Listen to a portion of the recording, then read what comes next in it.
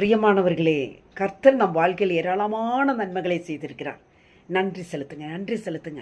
ஒவ்வொரு நிமிடமும் கர்த்தாவே, ஆண்டவரே நீர் எனக்கு செய்த இந்த நன்மைக்காக நன்றி செலுத்துகிறோம் அப்படின்னு சொல்லிட்டு நன்றி செலுத்துங்க. அது இரட்டிப்பான ஆசீர்வாதங்களை கொண்டு வரும். பாடுவோமா? என்னில் வந்த நாதனுக்கு, என்னை காக்கும் தேவனுக்கு உற்சாக என்றும் நன்றி சொல்வேன்.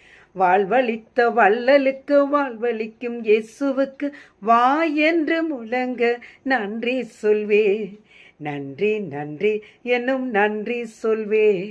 நன்றி நன்றி என்னும் நன்றி சொல்வே. நன்றி நன்றி என்னும் நன்றி சொல்வே.